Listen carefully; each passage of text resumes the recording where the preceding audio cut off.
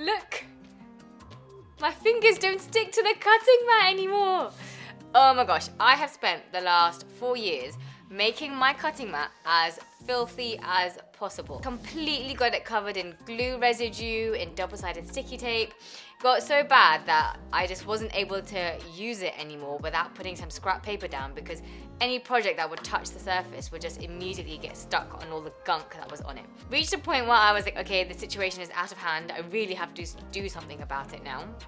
So I asked around my crafty friends, and they came to the rescue, telling me to try out an adhesive eraser, which is what this weird little thing is, and it worked amazing. So I'm gonna show you how I did it. I will give you the upfront warning that it takes a lot of time and a lot of elbow grease. It's not like a magic solution. It will work, but you have to work for it. There probably are easier ways, like dissolving it away with acetone or something.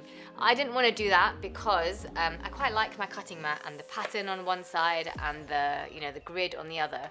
So I wanted to try and find a solution that would not damage the surface. So let me show you how I clean this.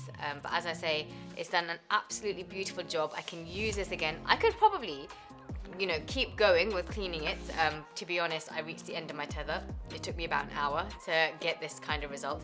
But bearing in mind that that was after 4 years of not cleaning it, I'd say I probably had to pay the price. And if I'm more regular now, then hopefully it won't take as long and I can keep it at this level where it still remains usable. So if you're in this kind of bind with like a completely filthy cutting mat and you need to rescue it, this is the video for you. So here is the adhesive rubber. This is what the packaging looks like. I've linked this one for you in the description. I bought it off of Amazon. And I just wanted to show you quite how terrible the state was of my cutting mat before I started. So there you can see, within the reflection, just how much stuff is like stuck to the surface. That's all like double-sided sticky tape, scraps of paper, they're stuck to the glue residue. I've also got bits from my glue gun that are stuck to the surface. All of the black kind of splodges on the green side, that's all gunk, fibers, stuff that is like slowly over the years got stuck to the surface of the cutting mat. So this is everything that I wanted to try and get rid of. Now, the first thing that surprised me is how sticky the thing is. Like, I had a bit of trouble getting it out of the packet because it's quite like a sticky thing. It looks like a sponge, but it's actually quite hard. So I did do a bit of research before, using the rubber, and one thing that I saw is that it works best if you work in one direction, because what the rubber is doing is getting the glue off of the surface of the cutting mat and sort of making it all clumped together. So if you move in one direction, then you send all the clumps in one direction. So you can see there I'm like picking these bits of glue off of the mat. But to be honest, my mat was just so far beyond doing anything orderly. It just didn't make sense for me to try and work in one direction. I kind of just went a bit wild and did whatever I could to get the glue off just by rubbing on top of wherever it was stuck. So the way this thing works is that as you kind of rub on top of the glue, it sort of picks it up, and then you can see it gets stuck to this adhesive rubber. So those little kind of dark gunky clumps, that's bits of glue that have come off of the mat. And so these will start to build up the more glue that you remove from the surface of your mat. So you can see here, that is quite a bit of glue that has got stuck to the sponge, which, it's not a bad thing, because obviously that means this amount of glue has come off from the cutting mat. What I decided to do to help you really see whether this process is working or not is I put a bit of washi tape down. Let's focus on the bit of glue that's just on the end of the washi tape, where I'm pointing right now, because I want to show you, that whether this process actually works. I'm not rubbing in any particular direction. I just kind of went at it to try and get as much off, and you can see that there.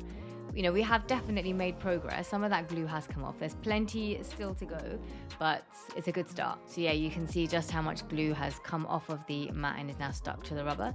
What this does mean though is that as you're using it, you do have to trim off the edges to get rid of those bits of glue, because they're quite stuck to the rubber. You can't actually just pull them off. It's better just to cut the rubber. So obviously that means over time you'll need to get a new rubber as you wear this one down. By this point, I think I'd been working on it for about half an hour. I was kind of getting a bit fed up and I wanted to find a way to speed up this process.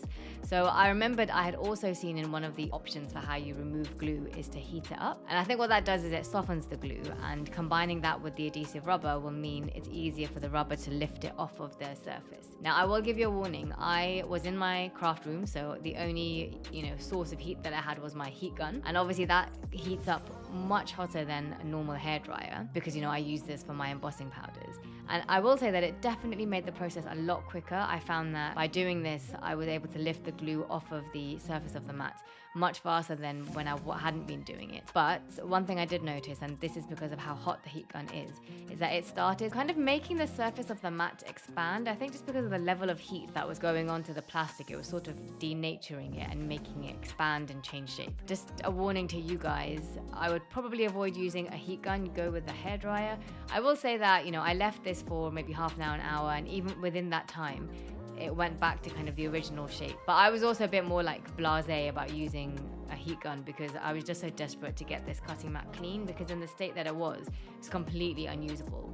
Like I was saying, it was so sticky that I couldn't actually put any project onto it without first putting some scrap paper down. So I took the risk and it worked out for me, but I just want you guys to be aware the heat element definitely helped, but a heat gun might be a step too far. Just be careful if you're going to do this. It did take me about an hour. I'm actually really chuffed with the results. So you can see that there is still a residual amount of oil or something left on the surface of the cutting mat. So it doesn't look completely brand new. It's not, you know, how it was when I was bought from the shop, but it's not sticky anymore and I can use it. And that was kind of the main aim. I actually think this is a really good way. And if you guys are a bit more organized than me and more regularly clean your cutting mats, then hopefully it won't take you as long and you won't also get left the long-term kind of residue marks that I have on my one. They don't really bother me, but you know, I would definitely say we should all have like a good habit, maybe every 6 months, just giving the mats a good clean like this. But yeah, I think this was a great solution. So if you are looking for a way to clean glue off of your cutting mats, get yourself an adhesive rubber, use a hairdryer to make the process a bit quicker, and yeah, enjoy the results. I hope you guys found this video useful and you all have nice, shiny, clean cutting mats now. I'll catch you guys in the next video. Until then, happy crafting!